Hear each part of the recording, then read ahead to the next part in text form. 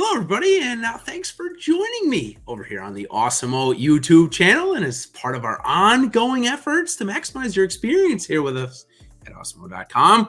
We have created a few new YouTube channels for you. Listen, they're dedicated to specific areas of focus in which you might be interested in. Of course, our fantasy football channel and our new Awesemo Odds channel. On the Awesemo Odds channel, you can get information like player props, so much more. How about some big-time winners on the PGA Tour as well? I mentioned Kevin Kisner on the show last week, so take a look at our two new YouTube channels there. And of course, this video here that you're coming to join me on is the top 5 values video for the Northern Trust, with just a couple of weeks left in the regular season for the FedEx Cup. All of the best players are here this week, so plenty of values to chat about. And let's go ahead and break them down. Before we do, we're going to make sure that I didn't throw you guys off the bridge last week with my recommendations. And, well, I had a couple of good ones and a couple of values missed the cut. Patton Kizzire and Mito Pereira, I tried to stick with them. It didn't end up working. They both missed the cut in bad fashion. Andrew Putnam, tried to go to him as well. Well, he missed the cut basically on the number. Where Rory Sabatini and Jonathan Vegas, they continued to play well, both ending up in the top 20. So, in terms of a value, not bad, but with 3 missed cuts, that's pretty close to a failure on my part. I'll go with a C- since Rory Sabatini and John Vegas were pretty good plays there. Still overall a bad one. Let's go ahead and go into Chesson Hadley this week. He's going to be my number 5 value, all the way down at 6,100. It was really a choice between him or Hank Lebioda in this spot, as we try and really open up the salary board for Hadley. He came in 43rd here at Liberty National a couple of years ago when he made the FedEx Cup playoffs. And recently, well, he's coming in off of a 15th place finish and a 54th at the Barracuda. But the 15th place finish, there's a little bit more that goes into that, and it was a sight to be seen. Hadley needing a huge Sunday to make the playoffs, ends up riding a hole-in-one to an 8 under 62 and gets in the playoffs by just 1 point. 1 FedEx Cup point over Justin Rose. He is number 125, and what a story it will be for him this week, especially if he can put together another huge week and make it to the top 70. Would be incredible. In at 6,100, you got to love the price. Next guy I want to talk about, Maverick McNealy. 5 straight starts where he's ended up in the top 25. However, none of them have ended up in the top 10, so maybe capped on the upside, but still coming in at 6,900. You gotta love that price. He did not play back in 2019. He wasn't on the PGA Tour yet then, so he also didn't play in 2013, obviously.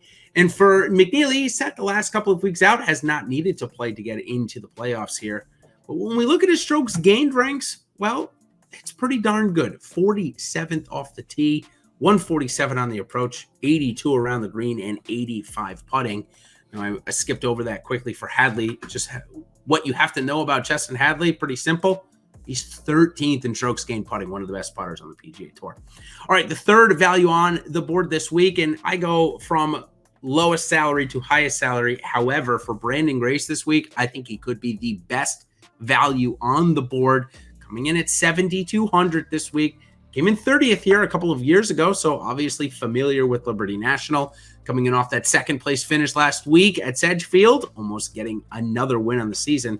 And when we look at his strokes gain ranks, he does it with a blend of talents, not just good in one facet. 117th off the tee, 74th on the approach, 37 around the green, and 112 putting. But when his putter heats up, he can putt with the best of them, and certainly had some of that last week and a couple of times this year.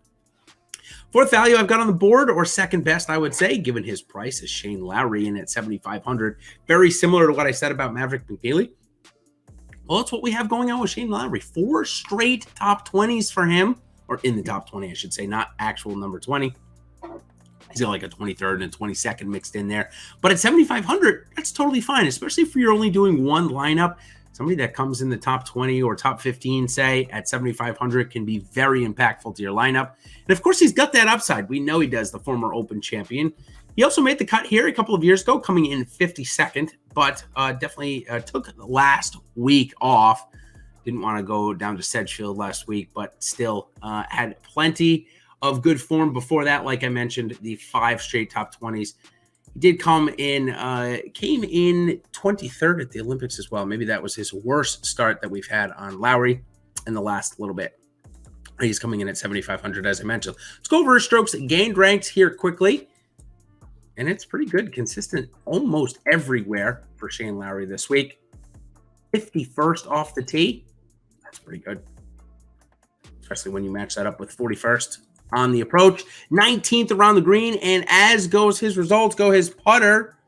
He's ranked 152nd this year, but maybe that's not all indicative of how he's playing. Sorry, the 23rd for Shane Lowry, as I was mentioning before.